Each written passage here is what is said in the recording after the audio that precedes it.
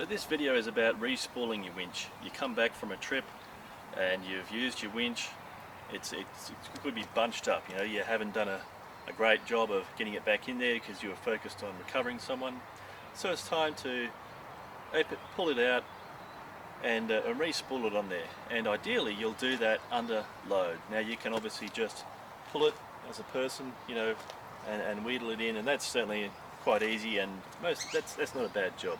But if you want to do a really nice job of it, then you'll put it in under more load than that. And then one great way to do that is to hook it up to an anchor and let it pull your vehicle along up a little slope. Is just about perfect. It's lovely. And that way, when you get to your next recovery, you'll be all ready to go. You'll be able to take out whatever you need, and the rest of it will all be beautifully wound up on your winch drum. So if you come in here, this is exactly the situation I'm in. I've been on a trip, I've recovered someone, and it's bunched up on the drum. So inside here, if you're able to see in there, I'm not sure, you probably have to get really close. Now these days, if you've got an electric winch, you'll have a remote control, and unfortunately I've done the obvious mistake of leaving that on, so I don't know if the battery's flat or not. Thankfully I always keep some spare batteries in my car. And I've set my car up so I've got the isolator key external, so I don't have to lift the bonnet to do a winch or to re-spool or any of these activities. I quite like that, but considering the location, if I'm going to go through mud, I should put that in first so I don't get mud into the hole.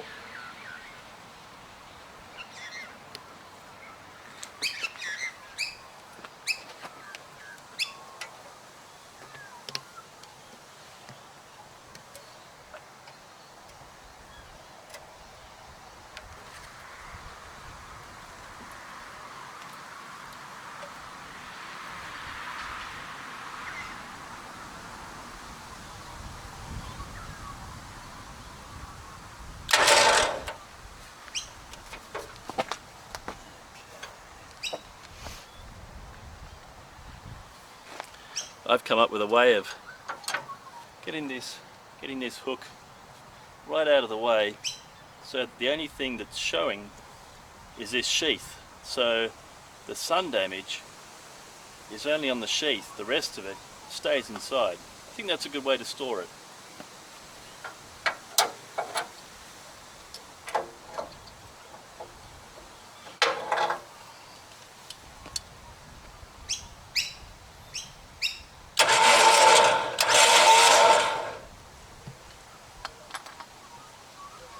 Now there's no point in me powering it all the way out to the end of the line, so I'll just set the clutch, release the clutch, and now I can just free spool it out. Alright, so I'm going to keep pulling it out.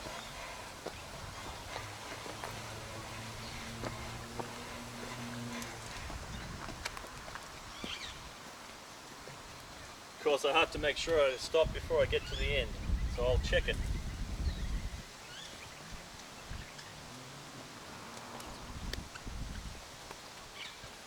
So let's see how much is left.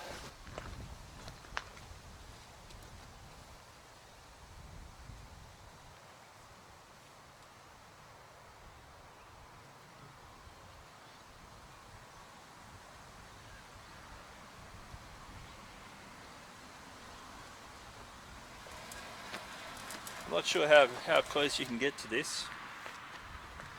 See here that it's kind of taken on a shape.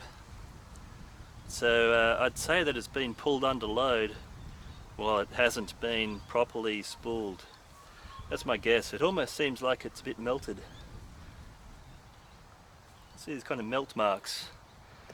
And I think if you've got it under load and then it slips on the drum, then you've got that risk factor that you're going to create heat very quickly and easily, and these things don't like heat.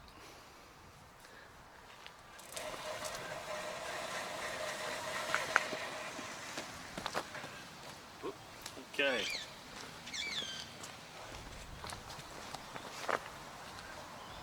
Some of them have a change of colour to let you know when you're getting towards the end. Or you can set it up so that you have a sheath that is further along, so you have an indication of when you get to the end. Alright, so basically this one is fine. It's actually anchored nice and adequately. It just means that it's now ready. I just need to engage the clutch again, get it so that I'm on the right distance from my anchor, and we can start spooling it in. Looking at this, I've got melting going all the way up to the drum, so it just shows you what can happen if you don't have it properly spooled all the way back to the drum from the start. It just shows you how important all this is.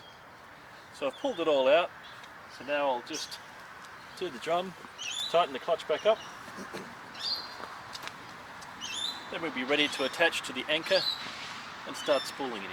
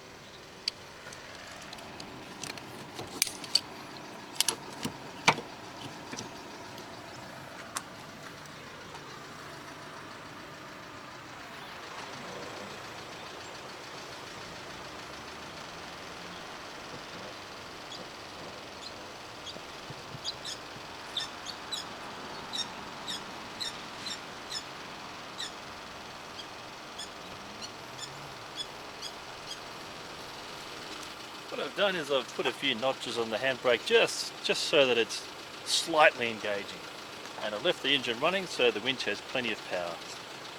So let's see how it goes.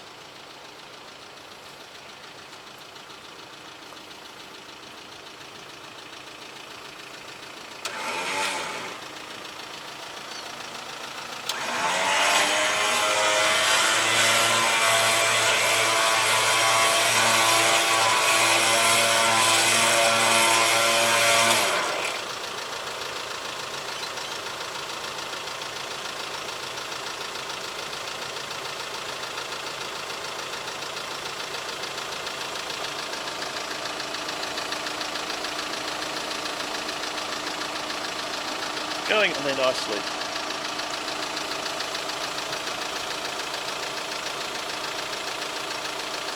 That helps, that makes a big difference.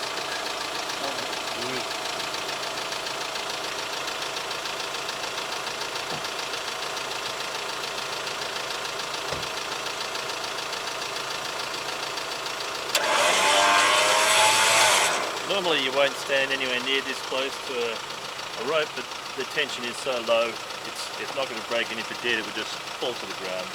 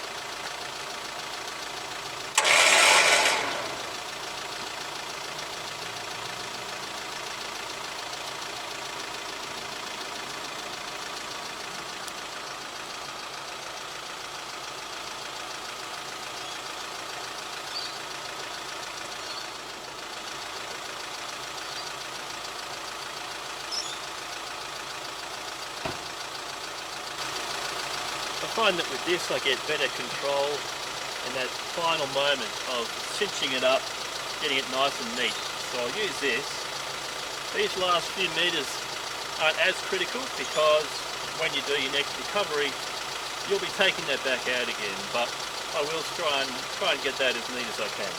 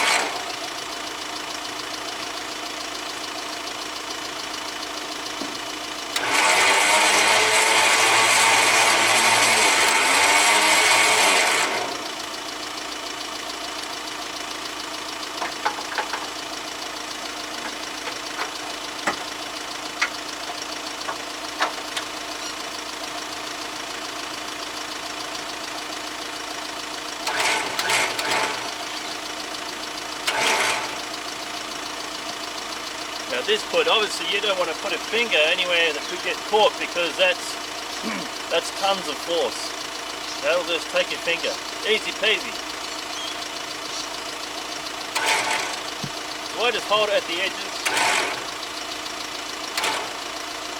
And that's it. Job done. So now it's just a matter of disconnecting this.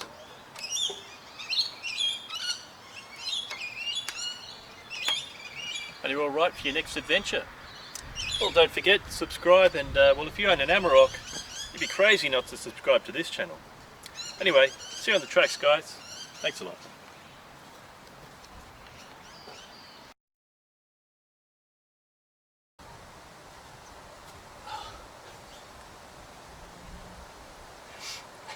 The reason it's not going in is because I've left this in neutral. Oh no, I'm pretty sure I won't be showing that on video. I think we'll be cutting this bit. It's starting to rain.